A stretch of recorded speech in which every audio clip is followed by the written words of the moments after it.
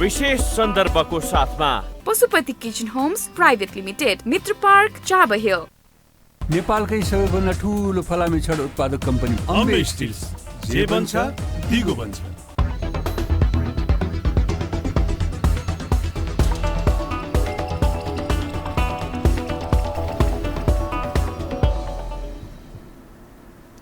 नमस्कार, स्वागत छ दर्शक न्यारोलाई कार्यक्रम विशेष सन्दर्भमा। म रोहन श्रेष्ठ। विशेष सन्दर्भको आजको यस श्रृङ्खलामा हामी मूलभूत रूपमा गण्डकी प्रदेशतर्फ केन्द्रित हुँदैछौँ। यति बेला केन्द्रीय राजनीतिको बाछिटाले प्रदेश पनि छोएको हो कि भन्ने भान यति बेला परिरहेको छ र यति बेला नेताहरूको दौडधुप चलिरहेको छ आफ्नो सत्ता जोगाउनको लागि। आखिर गण्डकी प्रदेशमा भएको के हो, किन यतिसम्मको चाहिँ कटुता सृजना भयो, यसै विषयमा आज हामी केन्द्रित हुन गइरहेका छौँ। त्यसको लागि आज हामीसँग हाम्रो स्टुडियोमा गण्डकी प्रदेशका प्रदेशसभा सांसद राजीव पहाडी आज हामीसँग हुनुहुन्छ। स्वागत छ यहाँलाई। धन्यवाद। सबभन्दा पहिला त सोध्न चाहे काठमाडौँ कहिले आउनुभयो? हिजो। विशेष केही? अनि काठमाडौँ भनेको नेपालको प्रशासनिक केन्द्र पनि हो, राजधानी पनि हो। यहाँ अहिलेको समसामयिक राजनैतिक परिस्थितिको बारेमा नेताहरूसँग भेटघाट छलफल गर्नको निम्ति नै हो। एउटा राजनैतिक कार्यकर्ताको अरू के नै काम हुन्छ र?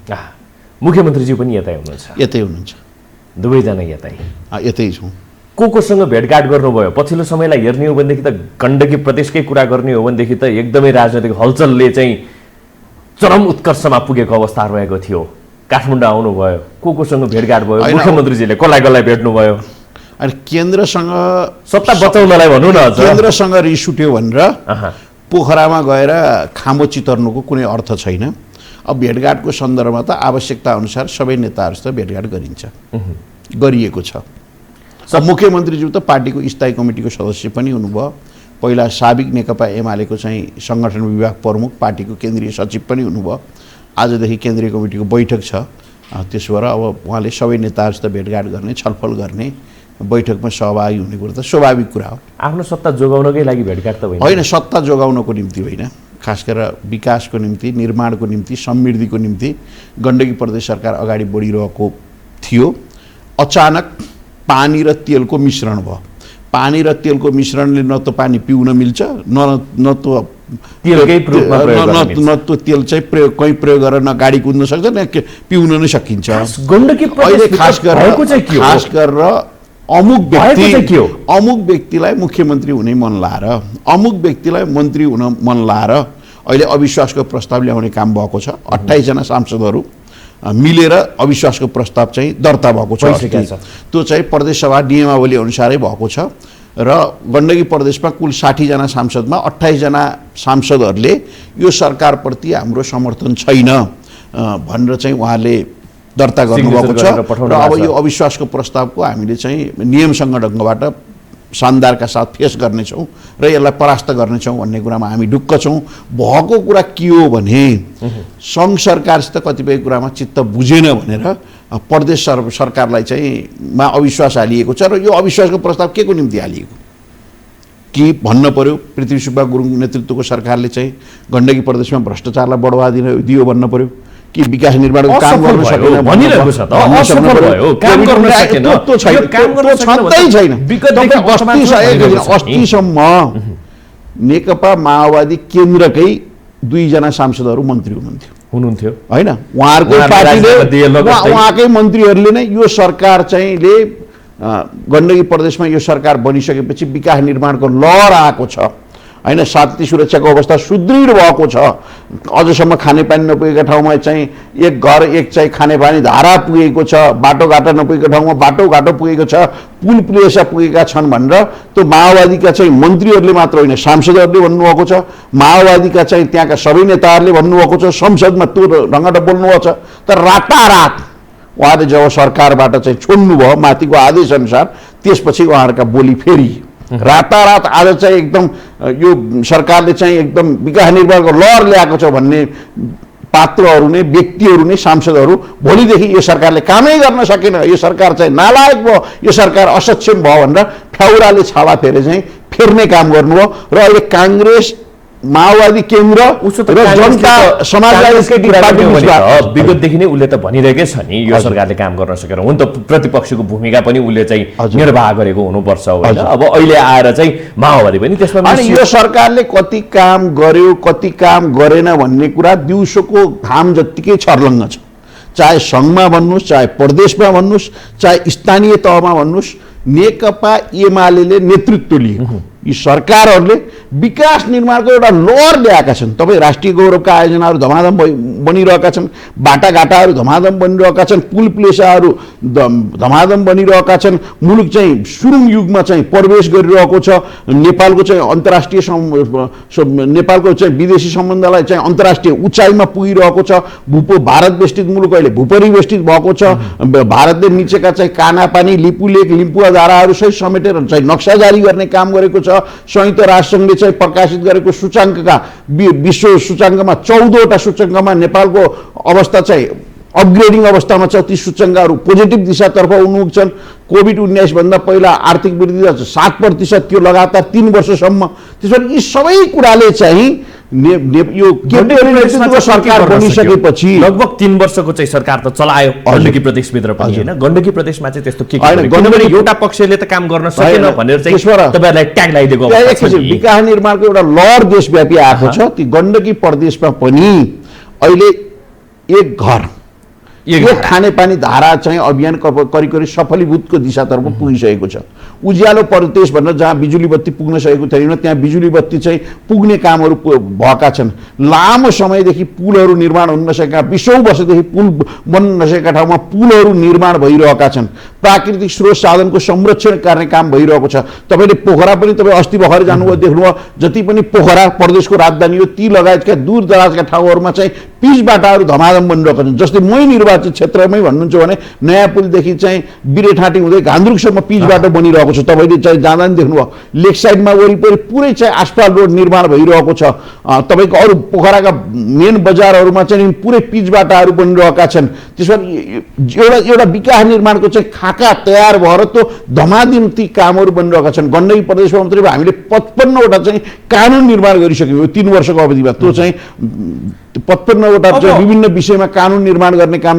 सम्पन्न गर्न सकेका छौँ एक हिसाबले भन्नुहुन्छ भने विकास निर्माणको लहर आइरहेको बेलामा हठातमा बिना कारण बिना आधार बिना तथ्य बिना तर्क कुनै राजनैतिक वैचारिक दार्शनिक सैद्धान्तिक कुनै कारण छैन यो अस्थिरता मचाउनको निम्ति यो चाहिँ अविश्वास प्रस्ताव ल्याउनु गर्नु पर्ला रातारात चाहिँ अधिवेशन अन्त्य गरिएको होइन त्यो त कानुनमा भएको कुरालाई प्रयोग गरेको राति होइन एकैछिन क्याबिनेटले निर्णय गरेर प्रदेश प्रमुखलाई पठायो प्रदेश प्रमुखले राति स्थगित गर्नु हो कि बिहानै स्थगित गर्नु हो त्यो त प्रदेश प्रमुखको अधिकारको कुरो हो नि त सरकारले क्याबिनेटको बैठक बेलुका बसेर उसले चाहिँ स्थगित गर्ने भने जस्तै आजै तपाईँ यहाँ सङ्घमा पनि सम्माननीय प्रधानमन्त्रीको चाहिँ अध्यक्षतामा क्याबिनेटको बैठक बस्यो उसले राष्ट्रपति कहाँ जाहेर गर्यो राष्ट्रपतिले स्थगित गरिदिनु भयो त्यो त चाहिँ प्रदेश प्रमुखले कुन बेला गर्नु हो त प्रदेश प्रमुखको अधिकारको भित्रको कुरो हो नि त त्यो बिहान गर्नु हो कि दिउँसो गर्नु हो कि बेलुका तर त्यो कानुनमा व्यवस्था भए अनुसार गरेको त्यो गरेको किन हो भने त्यो गरेको नि किन हो भने कम्तीमा यो हठातमा अँध्यारो कुनामा चाहिँ बसेर चाहिँ षड्यन्त्रका तानाबाना बुनेर गलत नियतका साथ गलत उद्देश्यका साथ गलत सोचका साथ विकास निर्माण स्थिरतालाई चाहिँ गम्भीर असर पार्ने ढङ्गबाट जस्केलाबाट जुन अविश्वासको प्रस्ताव ल्याइयो त्यस पछाडि चाहिँ मुख्यमन्त्रीले क्याबिनेटको बैठक बसेर उहाँले चाहिँ सदन स्थगित गर्नुभएको छ उहाँले सदनलाई त फेस गर्नुहुन्छ त सदनलाई फेस गर्नुहुन्छ सदनमा चाहिँ विश्वास गुम्यो भने उहाँले मुख्यमन्त्री नै छोड्नुहुन्छ नि हामी त लोकतान्त्रिक पार्टी हो लोकतान्त्रिक मूल्य मान्यतालाई मान्छौँ अधिवेशनको तयारी के छ हजुर विशेष अधिवेशन होइन त्यो त प्रदेश प्रमुखले बोलाउने हो त्यो जहिले बोलाउनुहुन्छ हामीले चाहिँ त्यो विशेष अधिवेशनमा सबै कुराको फेस गर्छौँ हामीले अहिलेसम्म जनताको बिचमा जे जति बाचा कबुलहरू गरेका थियौँ ती सबै कुरा नै हामीले प्रदेश सभामा चाहिँ राख्नेछौँ र हामी त चाहिँ सबै कुरा लिएर जनताको बिचमा जानेछौँ आउने निर्वाचनमा यसरी रातारात हठात चाहिँ त्यस्तो किसिमको चाहिँ कदम चालिरहँदाखेरि नि एउटा किसिमको चाहिँ आम मानिसहरूको बुझाइ चाहिँ कस्तो रह्यो त भनेर भन्दाखेरि चाहिँ लोकतन्त्रमाथि पटक पटकको चाहिँ हमला हुन थाल्यो नेकपा एमाले भित्रैबाट चाहिँ हमला हुन थाल्यो चाहे त्यो केन्द्रको कुरा गरौँ अथवा चाहिँ प्रदेशको कुरा त्यसै त प्रदेश सरकारको काम छैन केही गर्न सकेन भनेर भनिरहेको बेलामा यसरी चाहिँ कसैको कन्सर्नै नलिकन एउटा चाहिँ छलफलै नगरिकन हतार रूपमा चाहिँ यस्तो गर्यो भन्ने किसिमको बुझाइ पनि छ नि। अनि कागले काल्ल भनेर कागको पछाडि दगुर्नुको कुनै अर्थ छैन। अहिले 3 वर्षको छोटो अवधिमा देशव्यापी रूपमा जुन विकास निर्माणको लहर आएको छ, हिजो तपाईँले तपाईँको घरको धाराको टुटी फेर्नको निम्ति तपाईँ सिंहदरबार धाउनु पर्थ्यो। सामान्यभन्दा सामान्य काम गर्नको निम्ति पनि तपाईँ केन्द्रको चाहिँ मुख ताक्नुपर्ने थियो। अहिले सबै कुरा तलै हुन्छ। सबै कुरा चाहिँ जनताले आफ्ना हरेक समस्या समाधान गर्नको निम्ति दिनरात आफ्ना प्रतिनिधिहरूलाई आफ्नै घर आँगनमा पाइरहनु भएको छ। र विकास निर्माणको त हेर्नुहोस्, यो सङ्घीयता कारणले एउटा लहर आएको छ। तपाईँ कोभिड-19 पनि मुलुक सङ्घीयतामा नगएको भए यसरी नियन्त्रण हुन सक्थेन।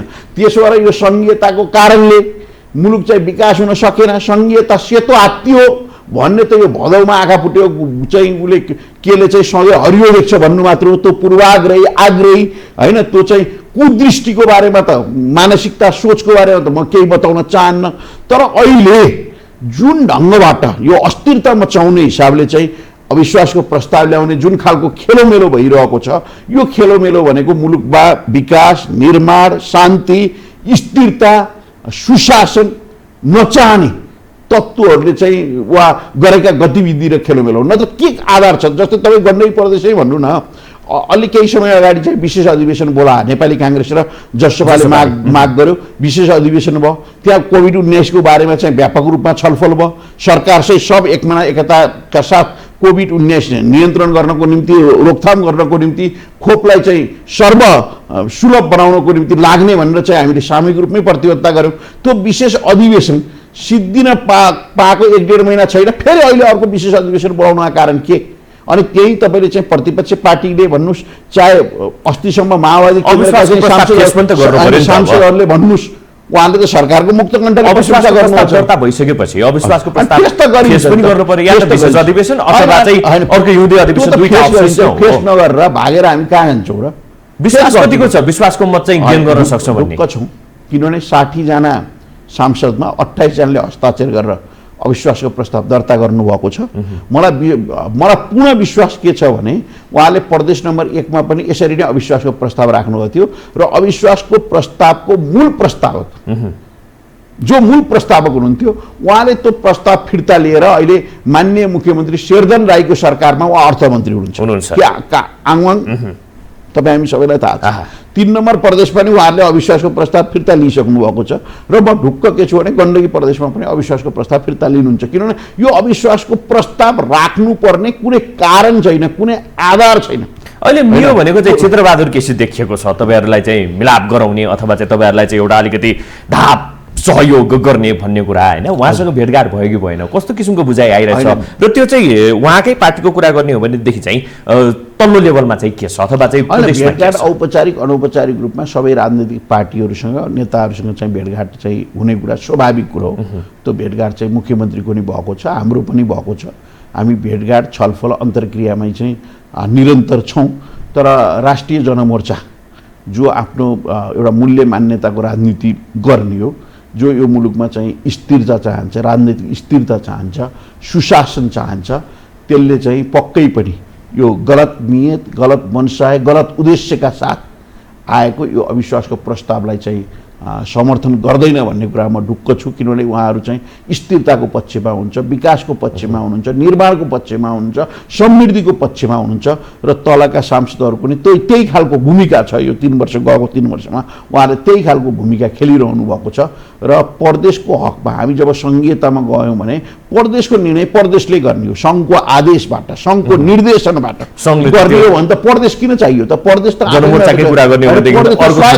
जस्तै अहिले नेपाली काङ्ग्रेस र माओवादीले पनि जुन अविश्वासको प्रस्ताव त्यहाँ ल्या, त्यहाँका चाहिँ मान्यहरूको इच्छा चाहना अनुसार होइन, माथिको आदेशमा अनुसार। अनि सबै कुरो माथिको गर्दै जाने हो भने त सङ्घीयता किन चाहियो? हामीले एकात्मक राज्य सत्ता किन फालेको? सङ्घात्मक शासन सत्तामा हामी किन गएको? त्यसो भएर मेरो अनुरोध के छ भने अविश्वासको प्रस्ताव ल्याउने पार्टी र चाहिँ मान्यज्यूहरूलाई नि तपाईँहरूले तलको यथार्थ जगको आधारमा तपाईँहरूले चाहिँ निर्णय गर्नुहुनेछ। सबै कुरो माथिकै आदेशमा गर्ने हो भने त हामी एकात्मक शासन सत्तामा गयो भइहाल्यो नि। हामीलाई किन सङ्घात्मक शासन सत्ता? अहिले तपाईँहरूको प्रोग्राममा कति छ मत? 28। हजुर। त्यसपछि अब जनमोर्चाले साथ दियो भनेदेखि 31। हजुर। बाँकी अरू सबै उतैतिरको चाहिँ पोल्टामा छ। एकजना सभामुख हुनुभयो, अरू जति हुनुहुन्छ उहाँहरूले चाहिँ अविश्वास प्रस्तावमा दर्ता गरे हस्ताक्षर गरिसक्नु भएको छ। अब त्यसको लागि राजनैतिक कार्ड पनि त फाल्ने होला नि। ठिक छ, राजनीति भनेको सम्भावनाको खेल हो, असम्भव भन्ने कुरा केही हुँदैन। तर हामीले अविश्वासको प्रस्ताव पास गर्ने नाममा गलत मूल्य, गलत मान्यता, संस्कार, संस्कृति, परम्परा चाहिँ लाई हामी अगाडि बढाउँदैनौँ। मन्त्री बनाइदिने होला होइन, हामी चाहिँ सही मान्यता, सही विधि, सही प्रक्रिया, सही पद्धतिलाई अगालेरै अगाडि बढ्छौँ। त्यो विधि पद्धतिको जुन कुरा तपाईँले उठाइरहनु भएको छ नि, विधि पद्धति अहिले आएर तेर्सिने चाहिँ फेरि एमाले माथि नै रहेको छ कि, चाहे त्यो केन्द्रको कुरा गरौँ अथवा तपाईँहरूकै प्रदेशको गण्डकी प्रदेशकै कुरा किन नगरौँ होइन। विधि प्रक्रिया मिचेर उतातिर चाहिँ अधिवेशन अन्त्य गरियो रातारात, यतातिर चाहिँ संसद विघटन गरियो भन्ने किसिमको बुझाइ किन त्यस्तो चाहिँ विधि पद्धति बेगर गएर चाहिँ एमाले अगाडि बढ्छ भन्ने कुरा पनि रहेको छ नेपाली जनताको। भने क्याबिनेटले, चाहे सङ्घको क्याबिनेट भन्नुहोस् चाहे प्रदेशको मन्त्री परिषद भन्नुहोस्, सदन स्थगित गर्न पाउने उसको अधिकार छ। यदि सदन स्थगित गर्ने कुरा गैर कानुनी थियो भने न्यायिक अड्डा अदालतमा मुद्दा मामिला गरेर खारेज गर्न सक्थ्यो। त्यसो भएर त्यो चाहिँ राइट हो, त्यो जुनसुकै मन्त्री परिषदलाई त्यो अधिकार छ। कानुनसम्मत ढङ्गबाट गरेको कुरालाई फेरि हामीले गैर कानुनी असंवैधानिक नभनौँ, त्यो विधिसम्मत हो। विधिसम्मत भएर त चाहिँ प्रदेश प्रमुखले चाहिँ सदन स्थगित गर्नुभयो। सदन चाहिँ फेरि अनिश्चितकालको निम्ति स्थगित भएको होइन त, सदन त फेरि कल गरिन्छ। अब चाहिँ हामी बर्खे अधिवेशनमा जाँदैछौँ, ढिलोमा नि त वैशाखको अन्तिममा वा जेठको फर्स्ट विकमा त चाहिँ अधिवेशन हुन्छ। यो बिचमा चाहिँ छलफल गरौँ, विभिन्न राजनैतिक छलफल गरौँ भन्ने चाहिँ मुख्यमन्त्रीज्यूले चाहिँ सदन स्थगित गर्नुको क्याबिनेटले निर्णय गरेर गरेको। त्यसो भए त्यसलाई चाहिँ हामीले अन्यथा मान्न हुँदैन। मैले अघि नै भने नि त राजनीति त सम्भावना खेलै हो नि, जे पनि हुनसक्छ नि त। त्यो खेलको बिचमा जनता चाहिँ कहिले पनि नआउने रहेछ होइन। अहिले यस्तो हो नि त, यो अविश्वासको प्रस्ताव ल्याउनु पर्ने कुनै कारणै छैन नि। प्रदेशमा अविश्वासको प्रस्ताव ल्याउनुको कारण के हो भने सङ्घसँग कुरा मिलेर तालमेल भएन। त्यही त अथवा चाहिँ केन्द्रको राजनीतिको भाषिटा चाहिँ कहिलेसम्म प्रदेशमा पर्ने, यसले चाहिँ पछि निम्त्याउन सक्ने समस्या हुँदैन। त्यो पर्न हुँदैन, त्यो पर्यो र सङ्घकै खटन पटनमा आदेशमै सबै कुरा गर्ने छ भने त प्रदेश किन चाहियो र?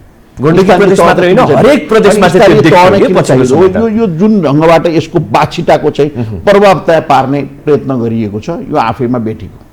यसले चाहिँ हाम्रो सङ्घीय लोकतान्त्रिक गणतन्त्रलाई चाहिँ बलियो बनाउँदैन। यसले संस्था लोकतान्त्रिक मूल्य मान्यतालाई चाहिँ पद्धतिलाई चाहिँ संस्थागत गर्ने कुरामा कमजोर पुर्याउँछ।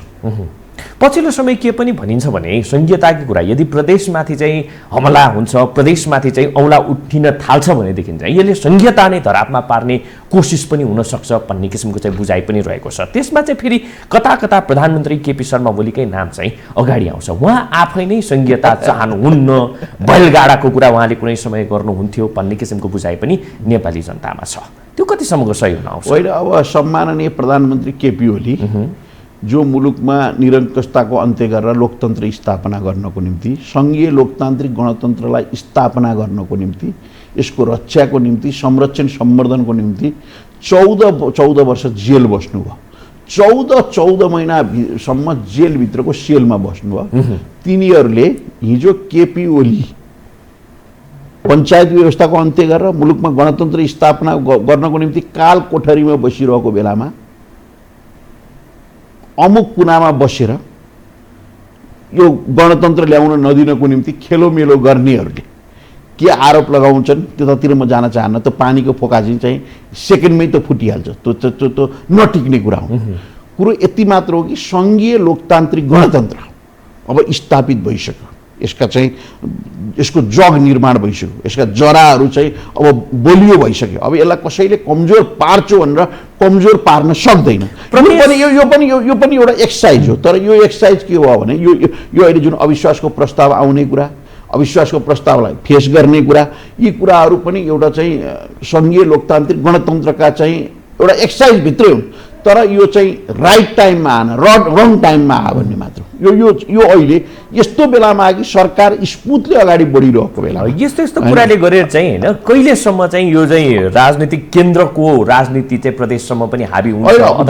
होइन, हिजो हामी त यो नयाँ प्र्याक्टिसमा गएका हौँ नि, बनाऊ बाटोमा गाडी चलाउनु सहिलो हुन्छ क्या। बाटो खन्दै बनाउँदै गाडी चलाउने कुरा त अप्ठ्यारो हुन्छ नि। हाम्रो त हिजो चाहिँ संविधानमा सङ्घ, प्रदेश र स्थानीय तहको बिचमा एकल अधिकार के साझा अधिकार के भनेर अब अधिकारका बाँडफाँडहरू नि क्रमशः अहिले हुँदैछन् नि त, बल्ल अब टुङ्गोमा पुगिसकेका छन्। हिजो त सुरुमा त सङ्घ र प्रदेशकै बिचमा नि कतिपय सन्दर्भमा टकराव भयो नि, तपाईँले देख्नुहुन्छ पोखरामै मुख्यमन्त्रीहरू होइन सम्मेलन भएरै धेरै कुराहरू आए।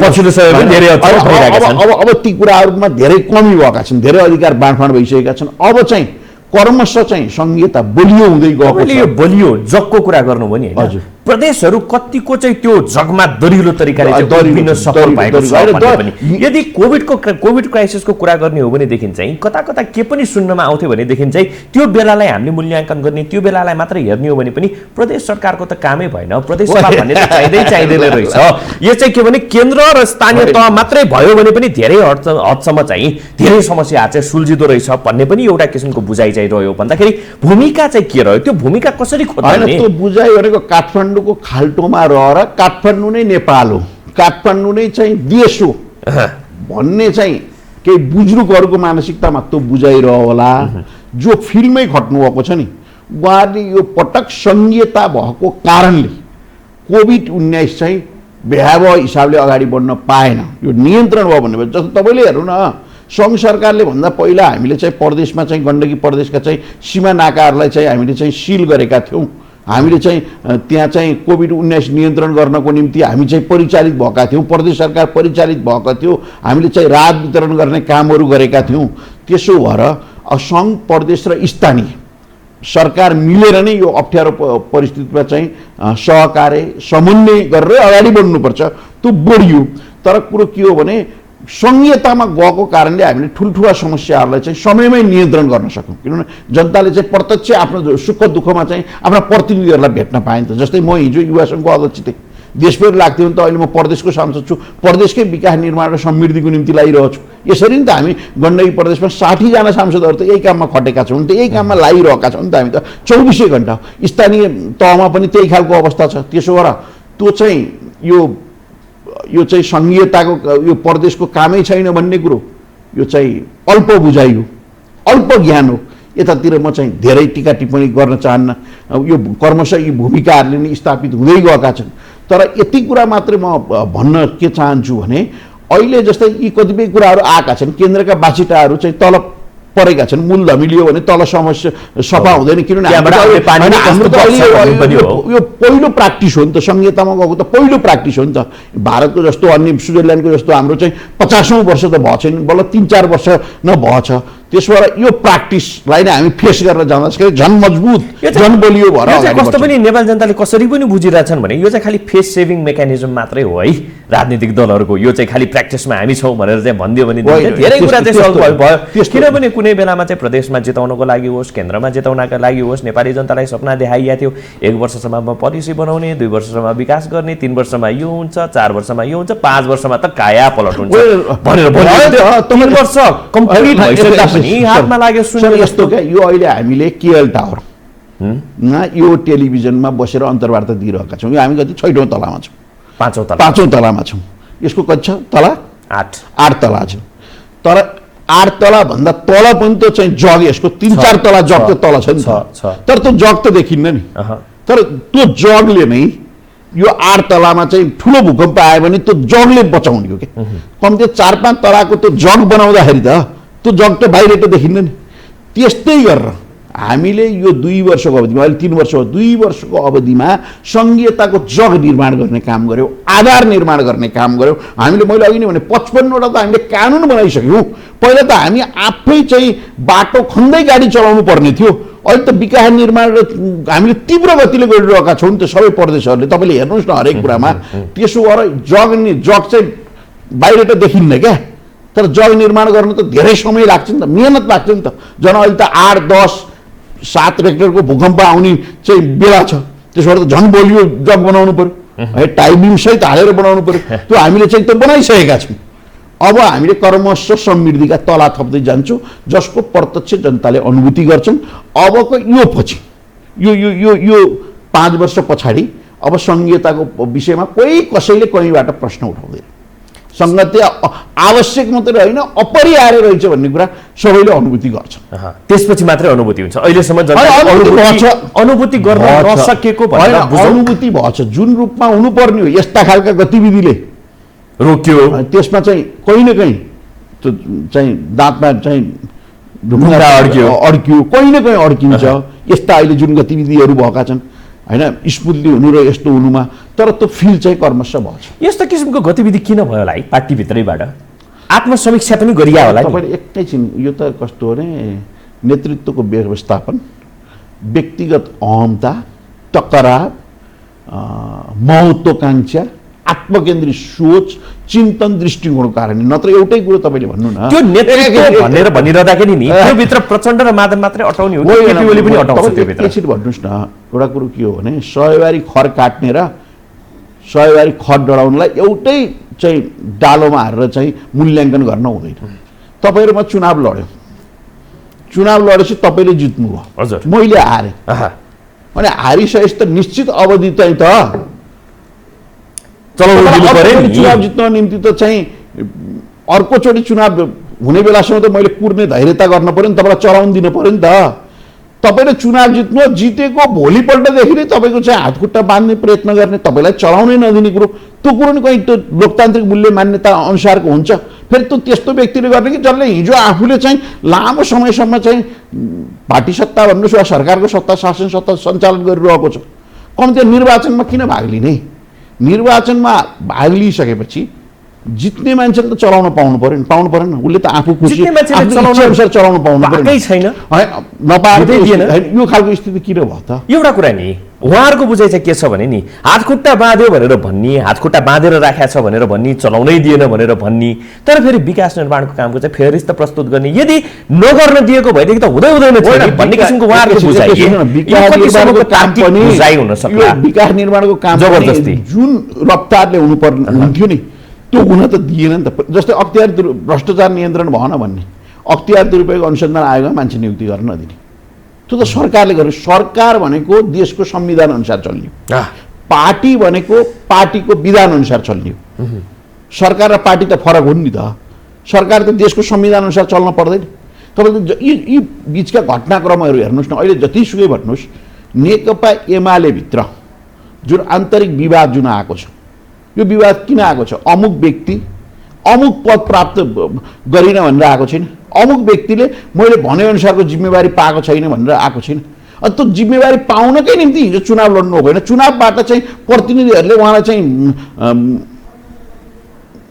वेटिङमा राखिदिए त अनि अनि अनि अनि त्यो त चाहिँ सहन पर्यो नि त त्यो धैर्यता त गर्न पर्यो नि त त्यो समयमा त गर्न पर्यो नि।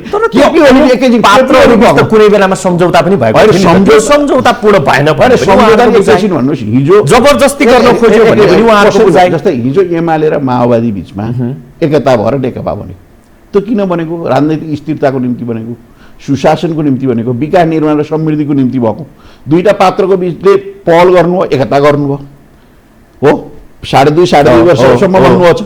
पछि प्रचण्डले कार्यवाहक अध्यक्ष भएपछि 5 वर्ष तपाईँले गर्नुहोस् त्यो त त्याग हो अनि उहाँले त्याग गर्नु मान्नु त्यो सहमति गर्दा त्याग गर्नु सहमतिको मसी सुक्न नपाउँदा फेरि मलाई प्रधानमन्त्री चाहियो भने खेलमेलो गर्नु त्यो मसी सुक्न नपाउँदा फेरि यतातिर चाहिँ केपी ओलीले जबरजस्त तरिकाले आफ्नो मात्रै चाहिँ एउटा हुकुमी शैली चाहिँ लाग्न खोजे भन्ने पनि उहाँहरूको बुझाइ छ। कार्यवाहक अध्यक्ष त उहाँ नै हुनुहुन्थ्यो नि कार्यवाहक अध्यक्ष त उहाँ नै हुनुहुन्थ्यो नि उहाँलाई पार्टी सञ्चालन गर्नलाई के कुराले रोकेको थियो के कुराले छेकेको थियो।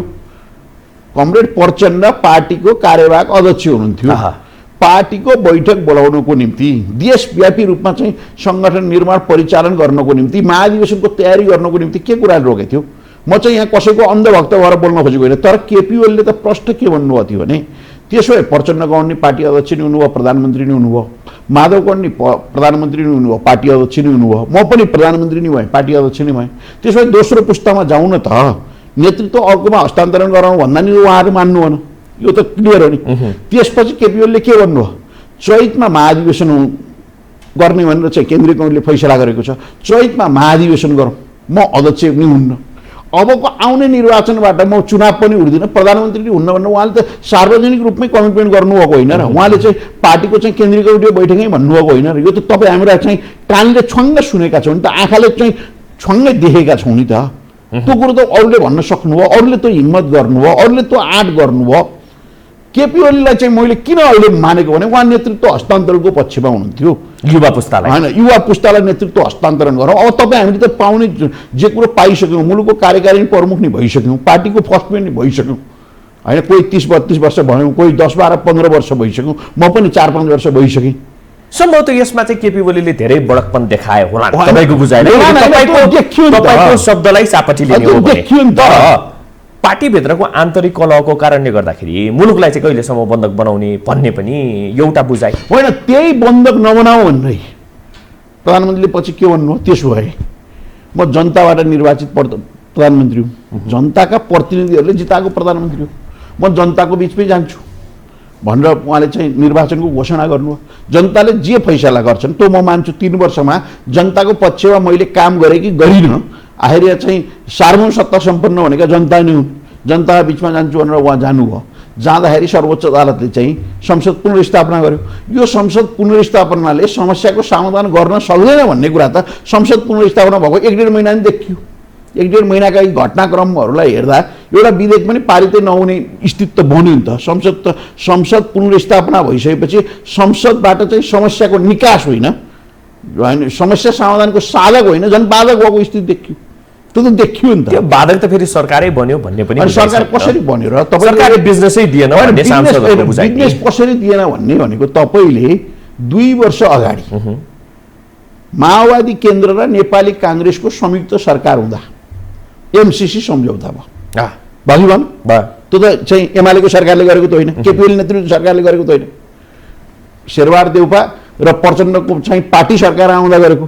त्यो एमसीसी सम्झौता गरिसकेपछि सरकारले के भन्यो भने एमसीसी को बारेमा जे फैसला गर्ने हो सदनले गर्छ, त्यो सदनमा टेबल गरिदिनुस् भन्दाखेरि सभामुखले गर्नुहुन्न।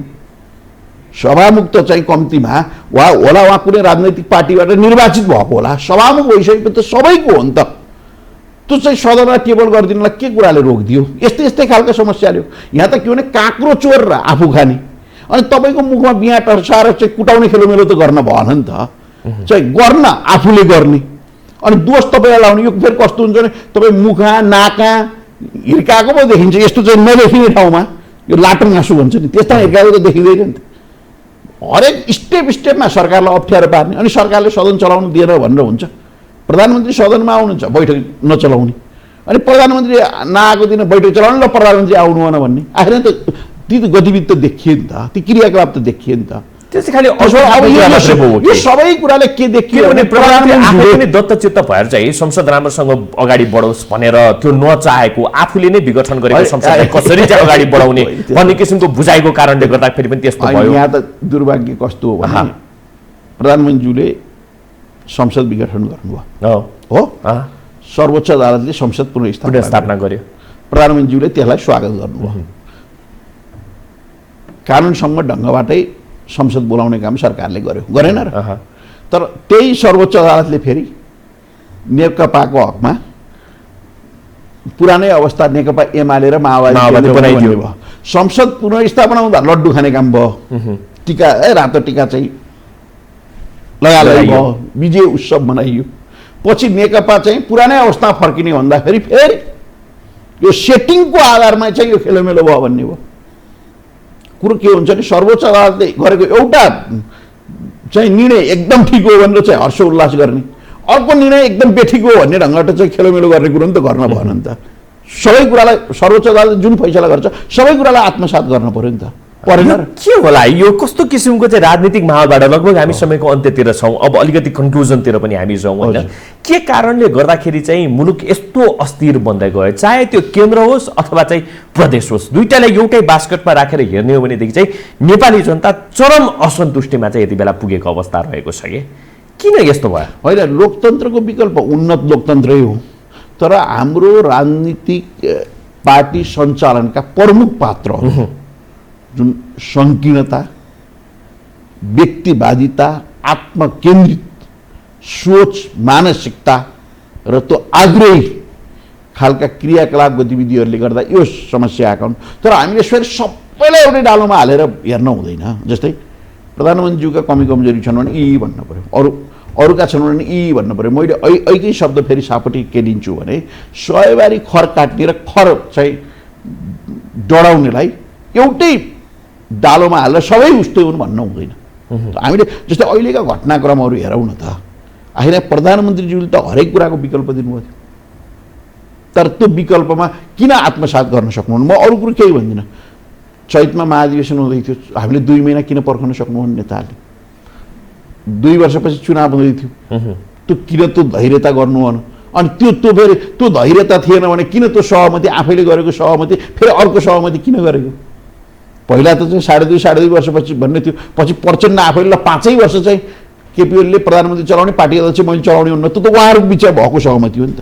उहाँहरूको बुझाइ चाहिँ के छ भनेदेखि हजुर यदि नराम्रो भइरहेको छ, यदि गलत भइरहेको छ, आफ्नै आँखा अगाडि चाहिँ गलत भइरहेको छ भनेदेखि महाभारतको पात्र गान्धारीले जसरी चाहिँ पट्टी बाँधेर बस्न पनि सकिएन, त्यही कारणले गर्दाखेरि चाहिँ महाधिवेशनसम्म पनि कुर्न सकिएन। 2 वर्ष त झन् परको कुरा भन्ने पनि उहाँहरूको बुझाइ। अहिले अब समर्थन फिर्ताको कुरामा पनि उहाँहरूको बुझाइ चाहिँ के छ भनेदेखि यदि समर्थन फिर्ता लियो भनेदेखि केपी ओलीले त इतिहास पार्छ, खत्तमै गर्छ भन्ने किसिमको एउटा बुझाइको कारणले गर्दाखेरि पनि यो रणभुल्लामा चाहिँ नेपाली बेला चाहिँ उहाँहरूको गलत बुझाइ होइन, उहाँहरूको चाहिँ पुत्र मोह जस्तै धृतराष्ट्रको जसरी दुर्योधन माथिको चाहिँ पुत्र मोह थियो त्यस्तै त्यो सत्ता मोहले यो समस्या आएको। धृतराष्ट्रले चाहिँ त्यो पुत्र मोहको कारणले चाहिँ महाभारतको त्यो युद्ध हुन पुग्यो नि त। यस्तै सत्ता मोह, त्यो सत्ता मोह नि अहिले तुरुन्तै उधारोमा होइन नगदमा तत्कालै त्यो सत्ता मोहप्रतिको चाहिँ त्यो लिप्सा र त्यसमा धैर्यता संयमता नगर्नु त कसरी गलत कुरो भयो भने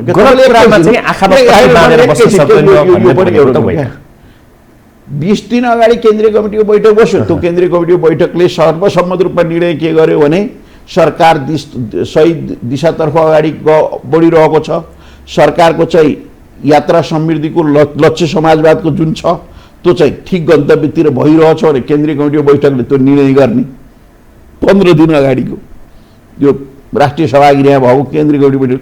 अनि 15 दिनपछि यो सरकार कामै छैन, यो सरकार भ्रष्ट छ, यो सरकार चाहिँ राष्ट्रघाती काम गरिएको छ, जनचाहना अनुसारको काम गरेको छैन भनेर 19 बुधे आरोप पत्र लगाउँदाखेरि कसैले पत्याउँछ अरे क्या? तर नेपाली जनता चाहिँ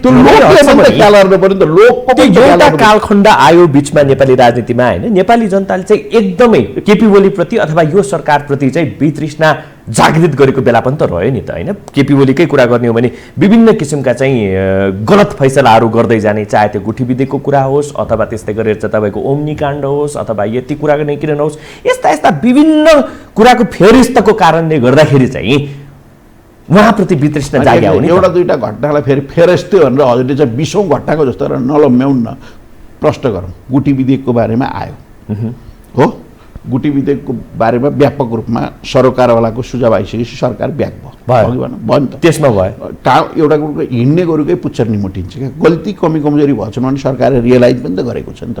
अब गुठी विधेयक कति ठिक थियो कति बेठिक थियो त्यतातिर म छलफल गर्न चाहन्छु, समय पनि छैन त्यसमा।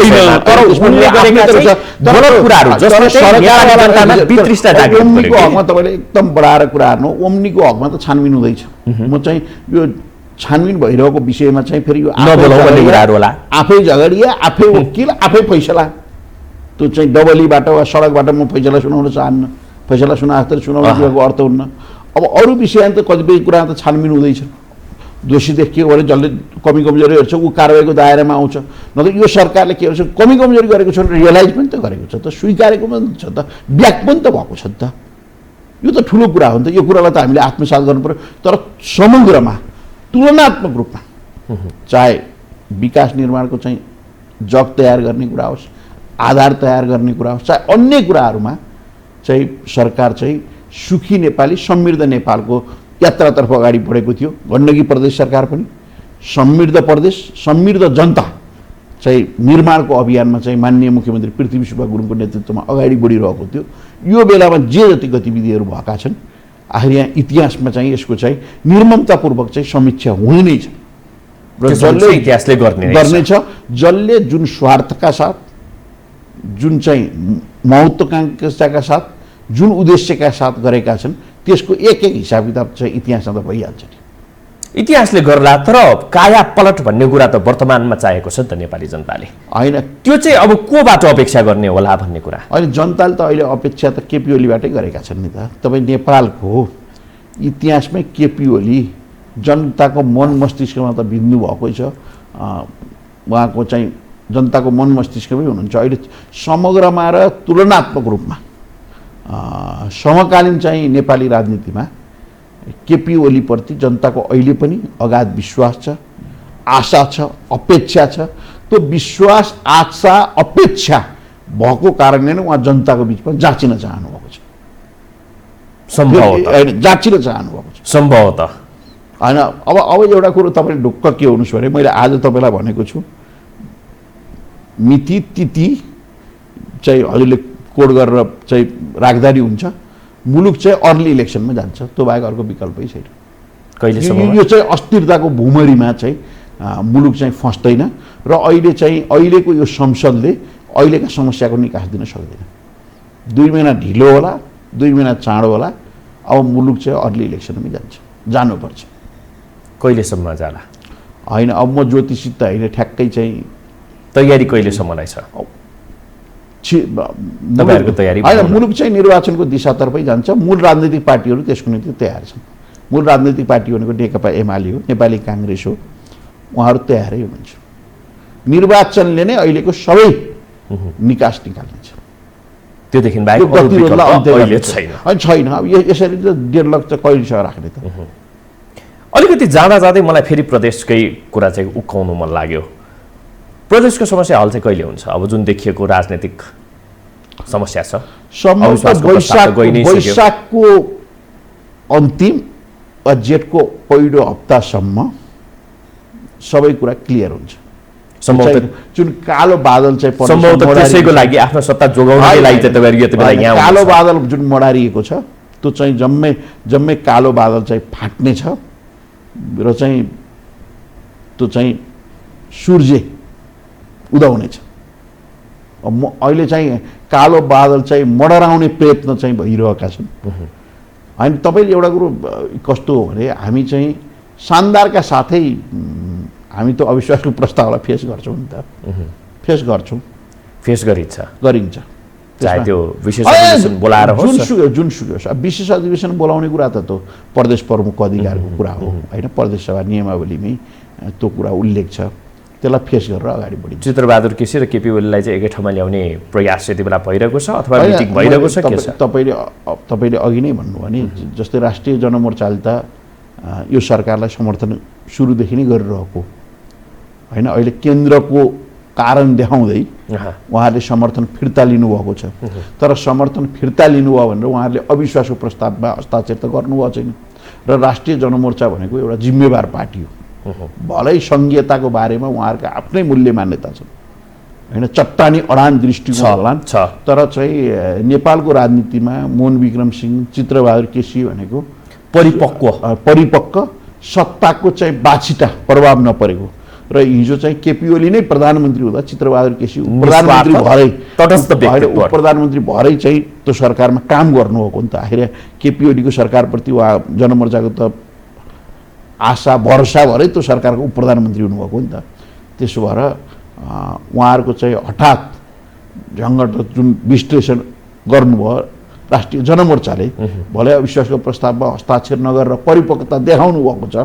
त्यो परिपक्वता हामीले फेरि पनि त्यो चाहिँ विशेष अधिवेशनमा वा आउने अधिवेशनमा राष्ट्रिय जनमोर्चाबाट देख्न पाउनेछौँ।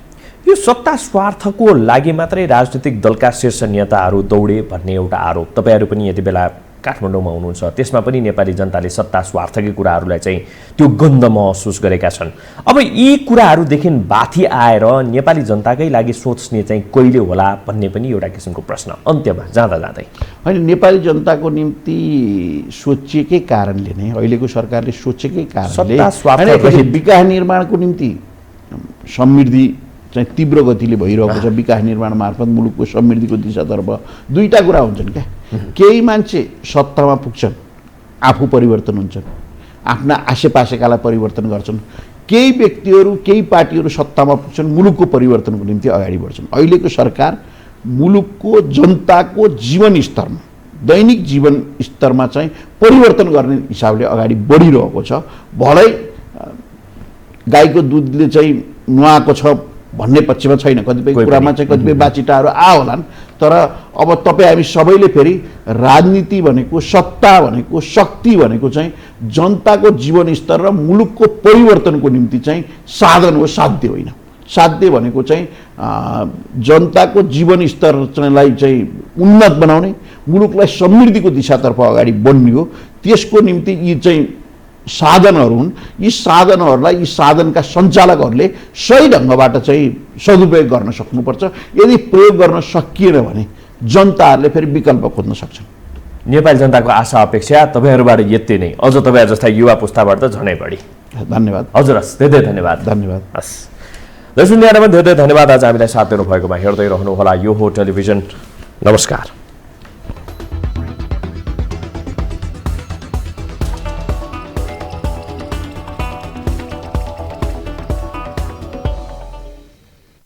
विशेष सन्दर्भको साथमा Pashupati kitchen homes private limited, Mitra park, Chabahil. नेपालकै सबैभन्दा ठुलो फलामे छड उत्पादक कम्पनी अम्बे स्टिल्स, जे बन्छ दिगो बन्छ।